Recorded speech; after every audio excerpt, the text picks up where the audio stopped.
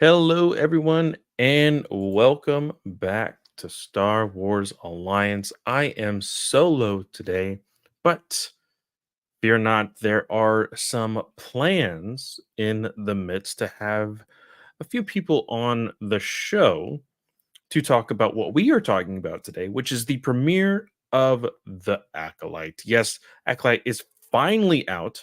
I've avoided so many spoilers because of course there was the embargo. There was people that had seen that had the opportunity to see all four of the first episodes. Then there were some people who on I believe Monday got to see the first two episodes in theaters.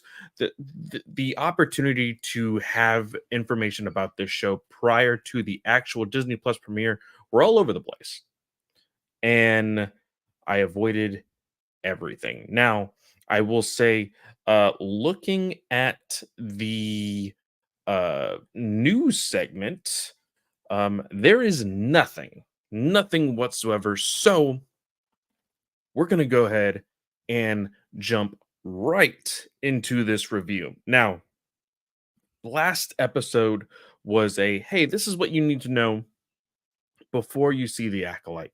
Now, a lot of the stuff that I did mention was nowhere to be seen in these two episodes, but you know a little bit about the era, what it's where it started. And I really like that because at the very beginning of this series, there is a small open, I wouldn't say an opening crawl, but there is an opening that does shoot a message at you. They call it I think they call it a crawl. It's in the font that is usually a long time ago in a galaxy far, far away. It's the blue font, not the scrolling uh, white font. Or is it white or is it yellow? Oh my gosh, hold on a second. See, now I'm all messed up. I need to watch. I haven't seen a Star Wars movie in a while, guys. Um, Either way, it's the blue font and it's saying that this is an era of peace. Um, and I really dig that. It kind of gives you the tone because in that same message, it says that there are people who are uh, training in the ways of the Force in the secret, and that is teasing those who are performing evil with those deeds. Considering there is, of course, the uh, the character, the assassin character that we've been seeing in the trailers, uh, and we know her by name now. Her name is, of course, uh, May. May is the character's name. Now we open up with May going into this bar. We'll go ahead and start with episode one, of course, and move our way through. Um, and she confronts, of course, uh, Carrie Ann Moss's character, Indara, Master Indara, calls her by name, says, uh, I've been waiting a long time for this. Attack me with all of your strength. Uh, and of course, Indara's like, I'm not going to attack an unarmed individual. And she's like, and May says, you know, that's a lie. And she starts attacking everybody around her, more so to invoke this violence that hopefully she wants Indara to pursue. Now, Indara does start to act in defense of others first. And then it becomes, of course, defense of herself. There's a lot of hand to hand combat here, which I really dug. Now, I believe the showrunner did state that when doing the casting and the writing of the story and everything else, she basically wanted uh, uh, X-23 as a Jedi in Daphne Keene, and she also wanted Trinity as a Jedi. Um, this is one critique that I have of this show. The hand-to-hand fighting, of a Jedi feels correct, but it is so similar to the fighting uh of the Matrix. If you watch the very first Matrix movie with um Morbius uh and Neo, it is very quick and it just it looks like Trinity in Jedi robes at that point. Uh but I dug the fight. I dug the fact that May, this assassin, is using these knives to attack Indara, but also key to this pursuit to kill these Jedi, because as you saw in the trailers as well, she will eventually attack their soul, and we will get to that when we get to that. But when she started to attack in Dara, there was, I believe, one or maybe even two times where May attempted to grab Indara's lightsaber, and then Indara finally started to use her lightsaber. Um, Now, the one part that I didn't like about this, and it was highly suspected.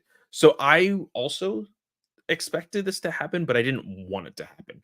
Um, at the very end of this fight between Master and Dara, and who we come to find out is May, um, May throws one of her daggers to the bartender, who, and then Indara stops it with the force.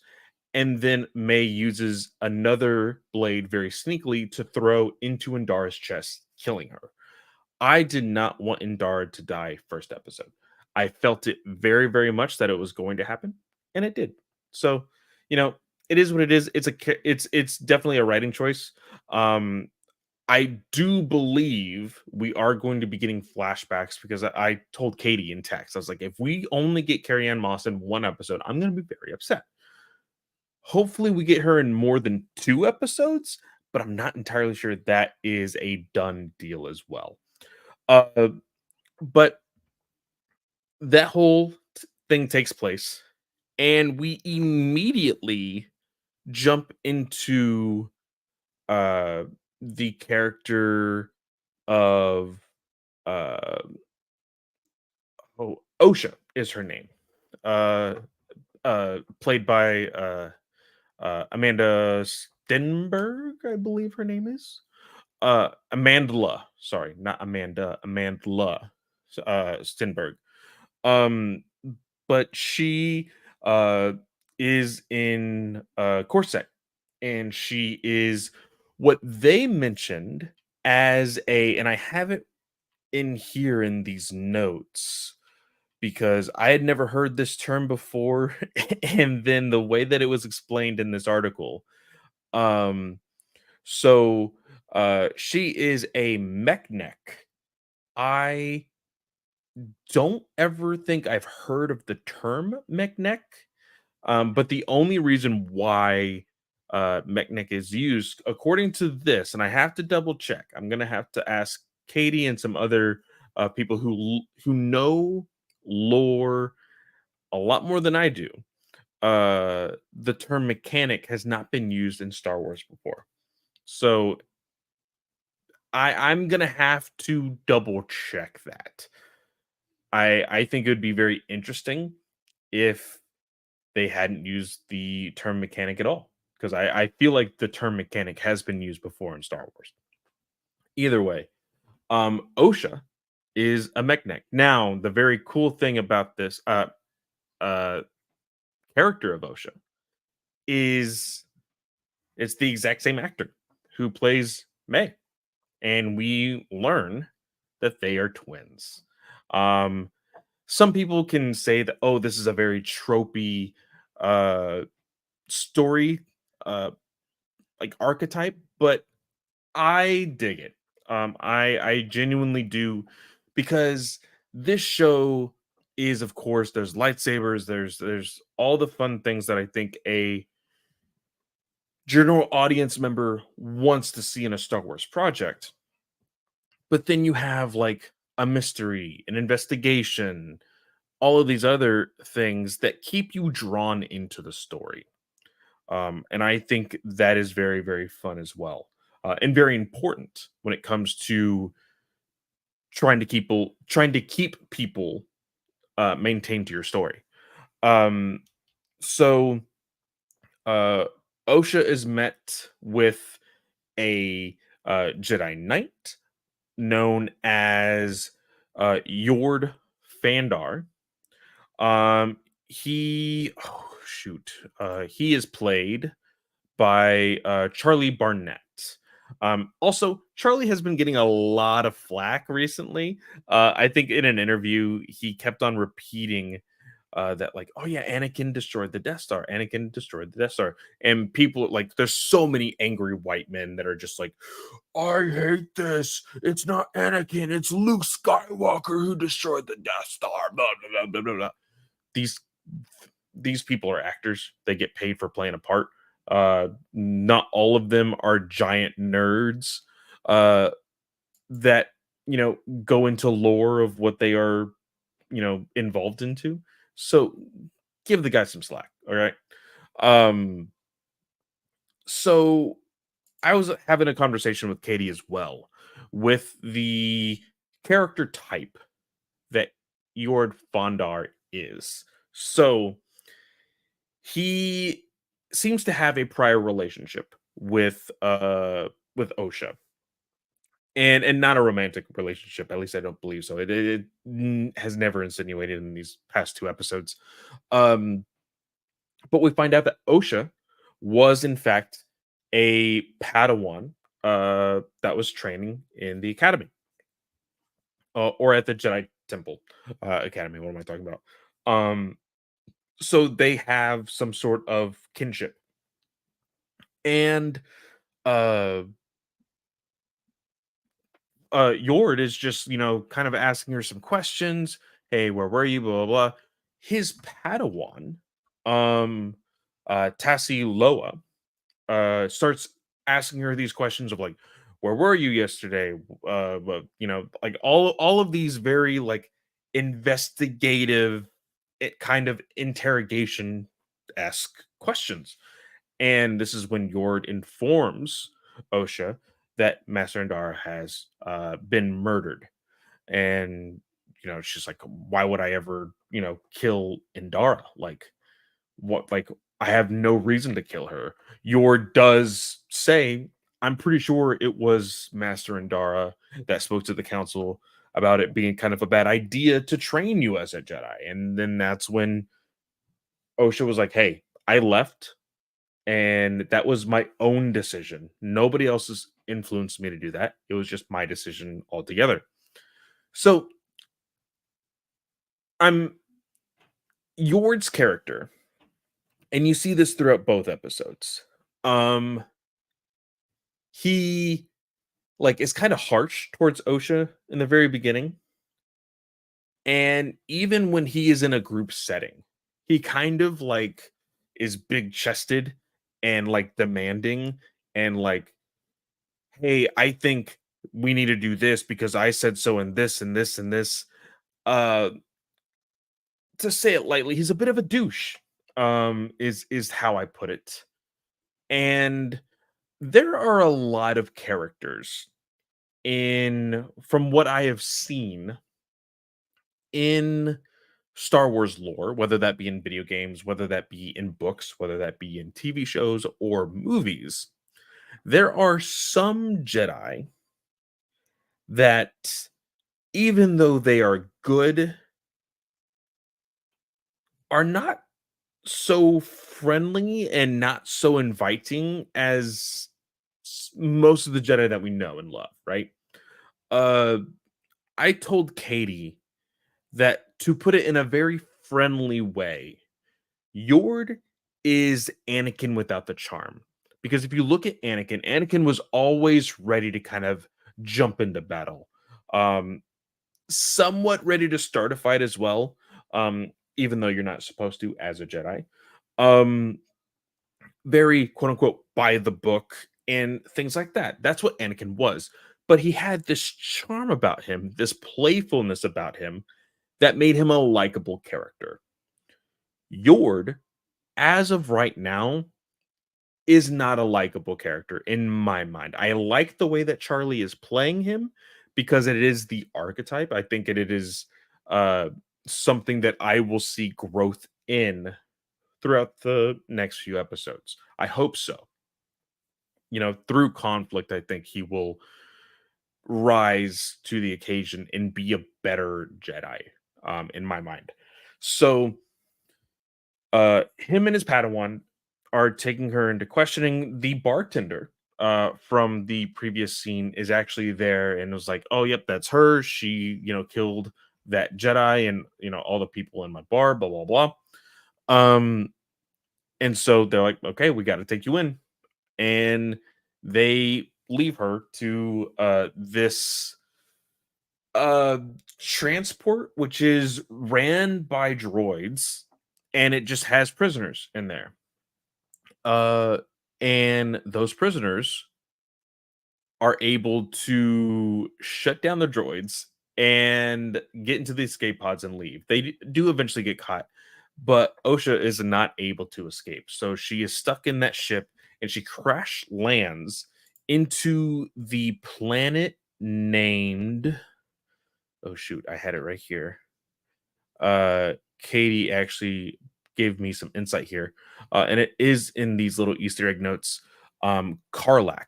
Karlak was first introduced in the episode "A Friend in Need," which was actually the first appearance of Bo-Katan. So, uh, they land in Karlak, and uh, I'm pretty sure it was Karlak. Yeah, I am pretty sure they landed in Karlak. Um, but she is unconscious and she has this dream about May. I again kind of tropey, but I like it. At this point, we assume and learn from the perspective of Osha that she believed May was dead. Um, and we see like them turn into children in this dream state and they are talking to each other, and Osha asks like, hey, did you actually kill Dendara? May says yes, and I'm actually going to kill all of them. um, and then the dream ends. Osha wakes up panicking and all of this. I do want to also, we did get an introduction to a new droid. Pip is the name of the droid, and I thought, okay, PIP, PIP, it's going to be a acronym for something. Nope, it literally is just for pipsqueak, which is defined. It defines something which is small. Um, I don't know how I like that, but I like the design of Pip. And Pip is also very uh uh oh shoot, what's the terminology? Multi uh he can be he can be used in a lot of different situations.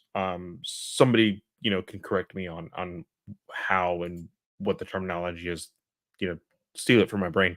um but yeah, then we go into the Jedi Temple. We get to see Soul, we get to see Vernestra, um and we get to learn that, of course, Soul was the master of uh Osha, and he wants to go searching for her.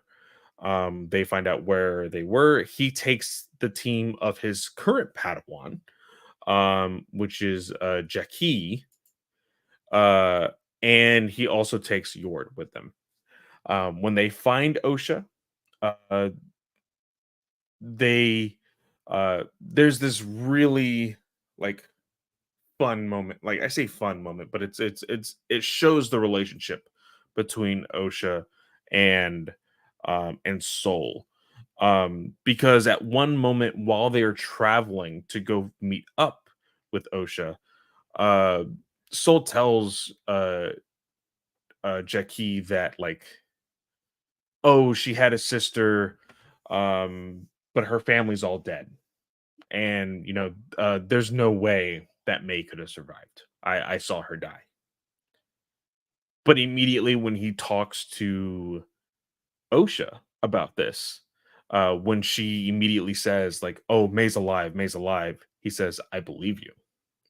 Like I love Soul as a character because he has a little bit of all of the Jedi that we know and love. He is showing emotion. Which one thing that I guess I didn't share in my what you need to know before you watch the Acolyte is in the High Republic. Um, Raw emotion. You needed to keep it in check because, of course, it could lead you to the path of the dark side. But they were more open to showing emotion comparatively to the Jedi that we know and love in the prequel, original, and sequel series. Um, so seeing Soul have so much of that emotion, I really dig that. And I've always been for the showing of emotion when it comes to Jedi because like I feel like you know keeping all that inside is something that kind of leads you to the dark side, you know. But yeah, I really dug Soul as a character. He is very wise as well. He is considerate of those around him and takes everything into perspective and then says, okay, this is the best step to go. Um, and he does, in fact, kind of he doesn't sideswipe Yord's character, but he lets Yord like, okay, what's the best plan of action? Yord will speak, and then Jackie will speak, and then Osha will speak, and then Soul says, okay, we'll do this. Um, and of course, it's not Yord's plan that they go with, which I think is hilarious. Um, I dig all of what I'm seeing in the Acolyte so far in episode one. Um, Episode one, I believe, ends with uh, the uh, ends with seeing May walking on a planet that looks fairly similar to that of Octo, which is the planet that Rey found Luke Skywalker at in the Force Awakens. Fairly similar. And he says if you attack a Jedi with a weapon, you'll fail. Steel or laser or no threat to them.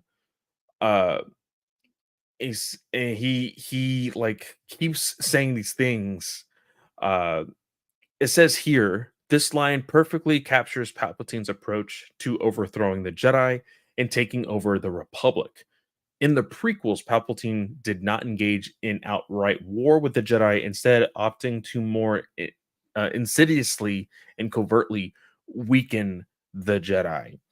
Um, I love that point because one thing that me and Katie were very, very interested in the sake of what the Acolyte is supposed to be pursuing, is, of course, the quote unquote introduction of the Jedi. I mean, introduction of the Sith, sorry. And who was the number one Sith in Star Wars for what we know as far as like the large movies? Is Palpatine. We hear the story of Darth Plagueis. We know that Plagueis was Palpatine's master. So, like, where is this going? Like, we see this individual, the stranger, the mysterious figure. He lights a red lightsaber at the very end of the episode. And we will learn in episode two that May references him as master. when May was fighting Indira, she kept on trying to grab the lightsaber. Is she really like, is this the beginning of what we expect the rule of two to be? Like, is May reaching for that second spot? Does this mysterious stranger have more people or beings um under him to try to take that second spot? That's what I want to know. I think it's very, very interesting. We know that there's going to be more than one season. I don't expect to know the identity of the stranger this season. I don't think I want to. I think it would be rushed in the sake of like unless Leslie Headland has like these giant plans for all these other seasons. I don't know. I don't know if I want to see who this strange figure is, but I like the darkness of it. I love the Sith feel to it. It's dark. I love it. Um, in season two, we see the second Jedi that May is after. Um, it is Master Torben. Torben is just a quiet, levitating, meditating Jedi.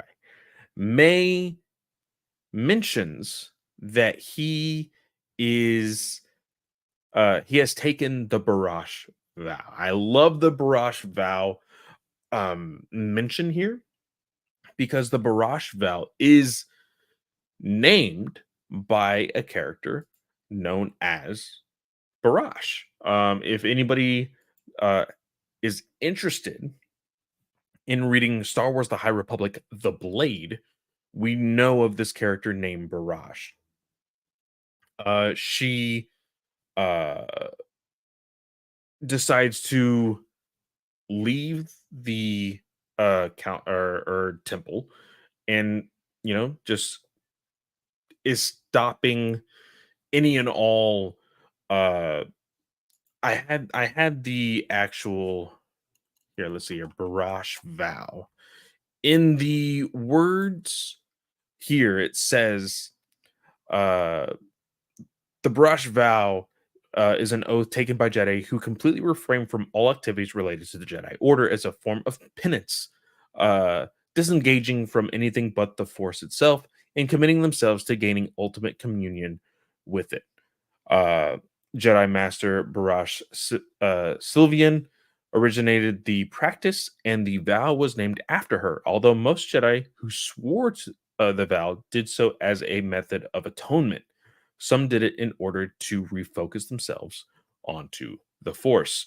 If you guys want to know where the Barash vow actually was introduced, it was actually introduced in the issue number 2, I believe, of Charles Soule's Darth Vader comic. This is the very first mention of the Barash vow. Um, and that is that was Soule's tease to what was to come eventually in the High Republic. I think that is very, very awesome that they were really planning that far ahead. Um, but we learn that Torben is a Jedi that was a part of a group of 4 that were uh shoot, what was the planet?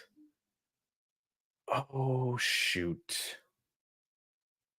The planet that May and Osha originated from.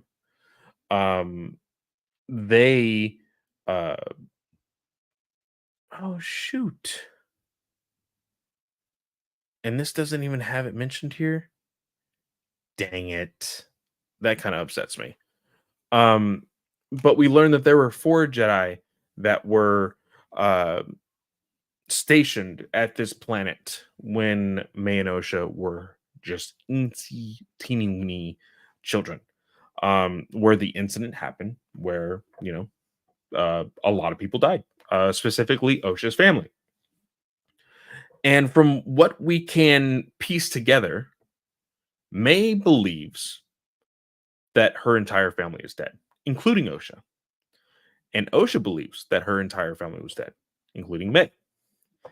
And episode 2 is where everything starts to click. They get to see everything for themselves, to the point where they actually see eye to eye. They make eye contact for the first time in this episode. Uh, and Osha doesn't do anything. She attempts to shoot a stun ray at her and misses twice. Uh, Master Soul sees this, and I'm not entirely sure if he believes that she did it on purpose or if it was just emotions kind of uh, overwhelming her, because they do have a conversation about, like, you know, this is, these emotions, you just need to let them go. Um, and Osha seems like an individual that didn't quite agree with the way the Jedi trained. Just the way that she kind of has spoken to Soul and the things that she had said to Yord and everything else. We have seen Osha attempt to grasp onto the Force when she was crash landing, or like she was trying to get out of the cell when the ship was kind of free falling in space. Um, but she couldn't do it. So I kind of enjoy the fact that we are not getting a heroine that can immediately be a badass and like save everybody and everything else. We're seeing somebody who is just quote unquote normal right now.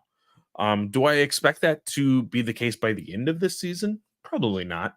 I think that it is very likely that she will, in fact, be able to use some sort of force abilities by the end of this season. Will she build another lightsaber? Is her lightsaber already built? And does Soul have it for some reason? Like, that would be very, very interesting. Um, but as I had said, May and Soul eventually get to fight, and um, May continues to try to grab the lightsaber. I think this is a very interesting thing that they are specifically using like slow motion to, like, hey, remember she's trying to do this. So I want to know why. Like, is her motivation the same as what is in the Legends novels of, let's say, the Bane trilogy? When you look at the Bane trilogy, um, Darth Bane eventually got a Padawan, or uh, I say Padawan, but it's a just somebody beneath him, training him, training her. Sorry, and he told this uh this child, like, hey, you're going to eventually kill me, because that's what you need to aim for. You need to aim to be the best. Right now I'm the best. There is always two. um and eventually when you kill me, you find another and you train them. And that whole ordeal of the rule of two can be a little frustrating for some. Wink, wink, Travis. Um, because a lot of people think that there's more than two Sith at all times. When we see Sith in almost every single movie and TV show, including Clone Wars. But we know May wants revenge, but does she have a greater calling to be a Sith, to cut down this stranger and be like the one that is like, to I would say to rule them all, but like in the sense of like, you know, being the Sith. That would be very, very interesting, because we don't know much other than the revenge part of her story. I do believe episode 3 is supposed to be a flashback episode. Um, so back to Torben and Soul being on this list. There was 3. I said there was 4. The fourth one is actually a Wookiee Jedi named Kelnaka. Kelnaka is a Wookiee, um, and he is being uh, uh, put. Well, I say being put. He is settling in Kofar, is the planet. Um, I'm very interested to learn more about Kelnaka because people were mentioning that he has tattoos on his scalped head. These tattoos are very significant. And Kelnaka is actually getting a comic, a prequel comic to kind of teach you more about the character, which I think is going to be very, very fun. Uh, so yeah, that's really it. We see a little more from Vernestra in the second episode, all from a hollow. She's telling Soul like, "Hey, you know, you can investigate, but simmer down on the emotions. We there's protocol here." That is very Vernestra. Um, she was very by the books as is very by the books as a young age. She has, from time to time kind of done her own thing, but it's only because she's kind of forced to um on random occasions. But she is like this, hey, I'm a Jedi. Jedi mean, we do this, we do that, and all of this stuff. Um which is funny because in the first episode, she talks to someone. She's like, "Oh, I remember when you were just a Padawan," showing how old Vernestra really is. Like, she is an old Jedi, and now a Jedi Master. Um, but yeah, this is all very, very interesting. One character I didn't really talk about because I think he still has more to come. Um, uh, with this season is uh Kamir, who is played by Manny Jacinto. Um, he is like it says he is a former smuggler. He makes May uh, a poison. He, I think, killed somebody to like stay at the place that he is currently staying in. I'm not entirely sure. I'll have to go back and really pay attention to that part. Um, but he does, turn May in some capacity. He does double cross her, um, which is kind of like a smuggler thing. With these types of characters, I think Jacinto did say that he's not a good guy or a bad guy.